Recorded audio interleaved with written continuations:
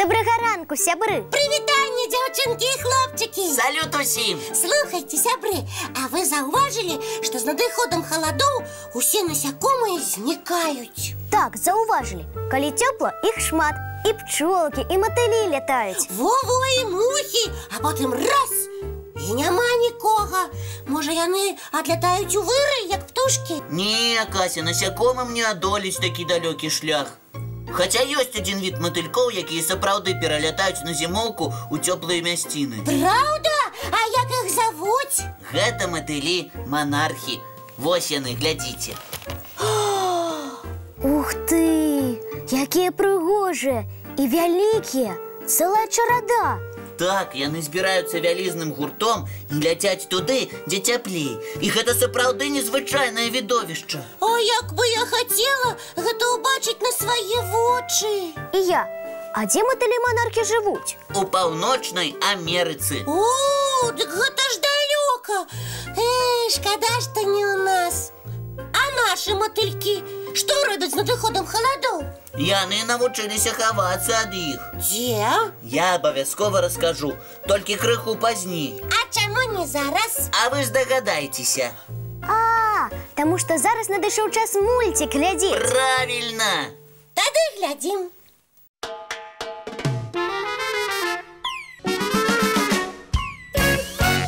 Усё, мультик паглядзелі. Цяпер, Лесік, расказвай, дзе звычайна хаваюцца насякомыя ад халадоў. Добра, слухайце. Недзе напрыканцы восені матылькі пачынаюць шукаць сабе сухія, схаваныя ад вятроў і дажджоў месцейкі.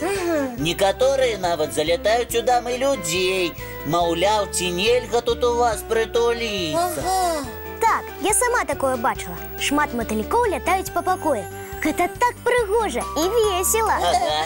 Палятаюць яны, палятаюць, а потым знойдуць сабе зручнае месца і заснуць там да надыходу цяпла.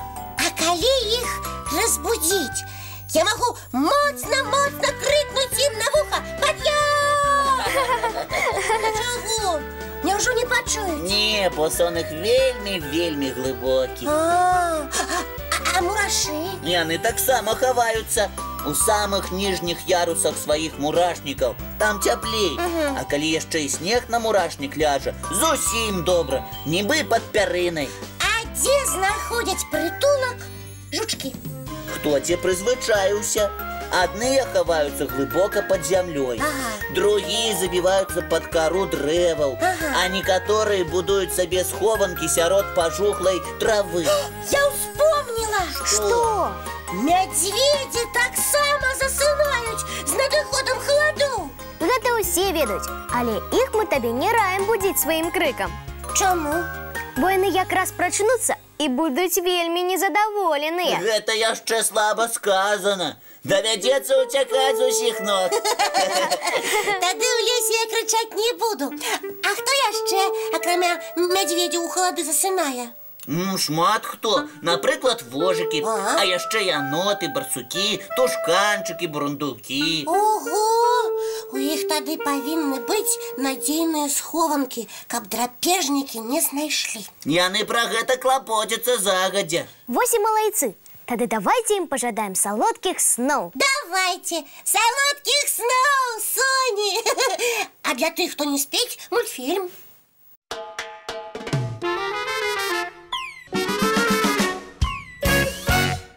А мне вось яшчэ што цікава. Чаму ў некаторых нашых гарадоў і вёсак такія незвычайныя назвы? Якія, напрыклад? Ну, взять хаця б Навагрудак. Там што? Груды паўсюль ляжаць, да яшчэ новыя. Ды не, Кася, у часопісе «Рюкзачок» напісана, што раней гэты горад называўся Новы Гарадок. Але з часам назва аб'ядналася і вымаўленне крыху змянілася. Атрымаўся Навагрудак. Вось яно што. А яшчэ адзін беларускі горад называецца Слонім. Ага, і я пра яго чула. Можа, там сланы водзяцца? Не, сланы на Беларусі не жывуць. Чаму ж тады ён так называецца? Сапраўды цікава. Зараз даведаемся. О, і пра слонім у рюкзачку ёсць. А можна я прачытаю? Калі ласка. Давай, чытай. Слонім атрымаў такое імя, бо калісьці быў горадам-крэпасцю і стаяў на мяжы краіны, нібы вартавы. Засланяў, абараняў ад ворагаў. Во як! Выходзіць, слонім, значыць, абаронца? Выходзіць так. Як цікава! Вельмі. Одну беларускую вёску назвалі Белая Лужына. Можа, таму, што побач ёсць вялікая лужына. Напэўна, так і ёсць. Але чаму яна белая? Чытаем. Читай, читай. Таму што там у зямлі шмат мелу. А ён які? Белы. Вось пасля дажджу там і з'яўляецца вялікая белая лужына, з-за якой вёска і атрымала сваю назву. Здорово! І так цікава! А я ведаю, што гораду Віцебску дала назву рэчка Відзьба, што цячэ непадалёку. А горад Тураў называецца так, таму што раней у навакольных лясах вадзілася многа тураў. Гэта такія вялікія жывёлы, падобныя да зуброў. Ого! Ну як жа цікава даведвацца, адкуль пайшлі назвы нашых вёсак ці гарадоў. У мяне ідэя. Якая? А давайте попросим наших глядачоў расказаць нам пра свае родныя насельныя пункты. Выдатная ідэя, Лесік! Сябры, напішыце нам, чаму ваша вёска ці горад атрымалі свае назвы.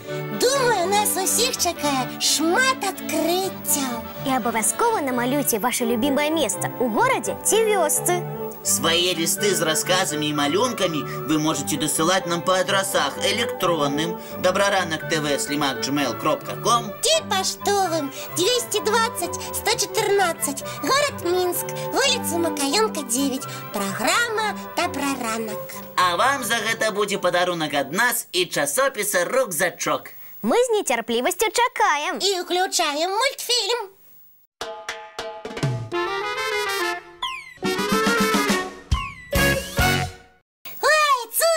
Мультик.